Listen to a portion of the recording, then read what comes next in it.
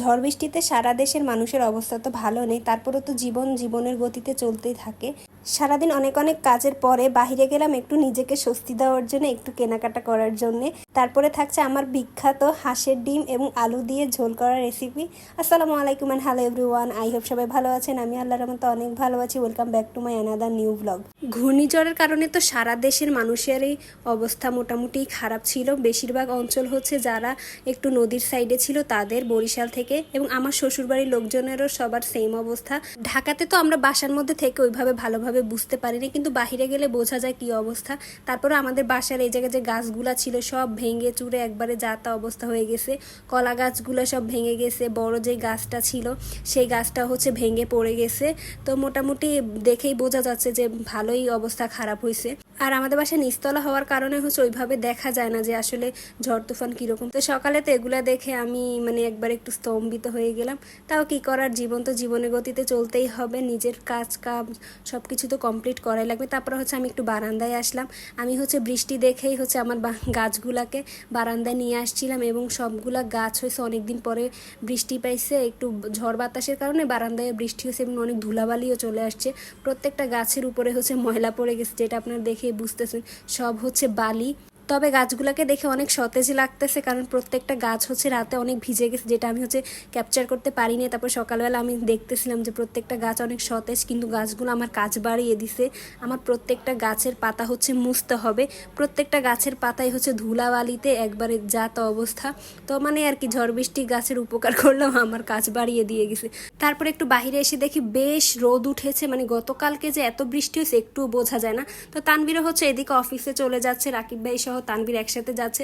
আর তানভীর একটু টেনশনে পড়ে গেছে, ওর একটা পার্সেল আসার কথা ছিল, পার্সেলওয়ালা লোক এসেছে কিন্তু নেটওয়ার্কের প্রবলেমের কারণে ওকে পায়নি, তাই হচ্ছে আর পার্সেলটা রিসিভ করতে পারে নাই। তো আজকে ভাবতেছি যে বাসাটাকে পুরো ডিপ ক্লিন করবো। পুরো বাসায় একটু ধুলাময়লা হয়েছে, এতদিন কাজ করতে পারিনি।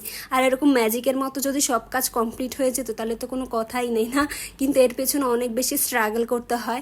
প্রত্যেকটা ফার্নিচার মোছা লাগে, বেডশিট চেঞ্জ করা লাগে, তারপর ঘরে যে শোপিস আছে সবগুলা ময়লা হয়েছে সবগুলাকে পরিষ্কার করা লাগে। তো সারাদিন অনেক কাজ করেছিলাম, কাজ করে অনেক টায়ার্ড হয়ে গেছি, সেগুলো ক্যাপচার করতে পারিনি কারণ বিদ্যুৎ ছিল না, আবার ফোনে চার্জও ছিল না, তো ফোন চার্জ দেওয়া লাগছে। তো বিদ্যুৎ আসার পরে আমি হচ্ছে একটু আজকে গোসলও করিনি, ফ্রেশ ট্রেশ হচ্ছে। অলরেডি 4টা বাজে, অনেক বেশি ক্ষুধা লাগছে। আর আজকে রান্নাবান্নার কোনো প্যারা নাই, আছে খিচুড়ি রান্না করছিলাম, সেই খিচুড়ি আছে, জাস্ট হচ্ছে একটা ডিম ভাজবো, দেন হচ্ছে দুপুরের লাঞ্চটা কমপ্লিট করে ফেলবো। ভাবতেছি বিকেলের দিকে গোসল করব, তখন হচ্ছে আস্তে ধীরে ফ্রেশ হবো, কারণ এখন অনেক টায়ার্ড লাগতেছে আর অনেক বেশি ক্ষুধা লাগছে।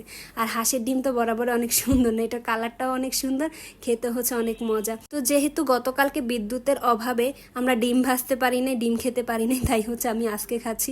তো দুপুরে হচ্ছে একটু খিচুড়ি আছে, সেটাকে গরম করে নিয়েছিলাম, খিচুড়ি, আর একটা হচ্ছে শুকনা মরিচ নিয়েছি, নিয়ে হচ্ছে ডিম ভাজছি। এখন হচ্ছে আমি দুপুরের লাঞ্চটা কমপ্লিট করব। রাতে অবশ্য আবার হচ্ছে আমার হাতের স্পেশাল হাঁসের ডিম দিয়ে আলু দিয়ে ঝোল করা যে রেসিপিটা আছে সেটা আপনাদের সাথে শেয়ার করব। তো এখন আর রান্নাবান্নায় গেলাম না, এখন হচ্ছে ডিরেক্ট খাওয়াতে। ধরেন সারাদিনের কাজের ব্যস্ততার পরে এরকম গরম গরম 1 প্লেট খিচুড়ি, তার সাথে হচ্ছে হাঁসের ডিম দিয়ে কি কম্বিনেশন ভাবেন, একটু চিন্তা করেন। যদি তার সাথে থাকে একটা শুকনা মরিচ, ডিম, খিচুড়ি মিলে জোস্ট একটা কম্বিনেশন, সারাদিনের ক্লান্তি হচ্ছে দূর হয়ে যায়। তো ফ্রেশ ট্রেশ হয়ে নিলাম সন্ধ্যার দিকে। আমরা এখন একটু বাহিরে যাব, তানভীর সাহেবও চলে আসছে, সে হচ্ছে আমাকে নিয়ে এখন বাহিরে যাব। আমার একটু কেনাকাটা আছে, সেগুলো হচ্ছে আমরা কমপ্লিট করব।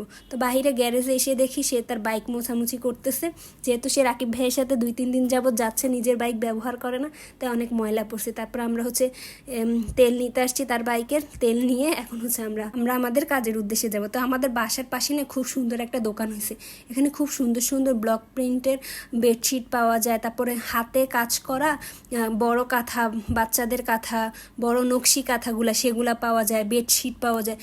এবং ওদের হচ্ছে ড্রেস কালেকশনগুলো অনেক জোস। এটা আমি আগে দেখিনি, এখন থেকে চিন্তা করতেছি যে আমি এখান থেকেই হচ্ছে ড্রেস নিব এবং এখান থেকে হচ্ছে বেডশিটগুলো নিব। তো তানভীর এখানে হচ্ছে আমার জন্য জামা দেখতেছে, আর ওদের হচ্ছে কয়েকটা বোরকা কালেকশনও আছে, তো বেশ ভালোই লাগে। তো আমি হচ্ছে পছন্দ করে রেখে দিই, দামাদামি করার দায়িত্ব হচ্ছে তানভীরের, সে হচ্ছে দামাদামি করে। তো আমরা হচ্ছে আমাদের বাসার পাশে যে সুপার শপ আছে সেখানে হচ্ছে একটু খাবার দাবার কিনেছিলাম। তো তানভীর হচ্ছে এদিকে বিল করতেছে আর আমি হচ্ছে একটু ভিডিও করতেছি। সব থেকে মজার বিষয় কি জানেন, সুপার শপগুলোতে গেলে আমরা মানে ব্যক্তিগতভাবে আমি একটা জিনিসে আটকা পড়ি, সেটা হচ্ছে এই চকলেট কর্নার। এখান থেকে না আসতে ইচ্ছা করে না, যতগুলা চকলেট দেখি সবগুলাই হচ্ছে খেতে ইচ্ছা করে। অবশ্য এখান থেকে সব চকলেট আমার ট্রাই করা, আব্বু বিদেশ থেকে নিয়ে আসার কারণে ওই সুবাদে আমি সব ট্রাই করছি। তো বাসায় আসলাম, বাসায় আসার পরে এখন হচ্ছে রান্নাবান্নার কাজে চলে আসছে। এদিকে আমি ভাত বসাই দিছি, আর অন্যদিকে হচ্ছে আমি ডিম সেদ্ধ করতেছি। তো ডিম বেশি রান্না করব না, দুইটাই রান্না করব জাস্ট রাতের খাবারের জন্য, পরের দিন তো হচ্ছে আবার নতুন করে রান্না করা হবে।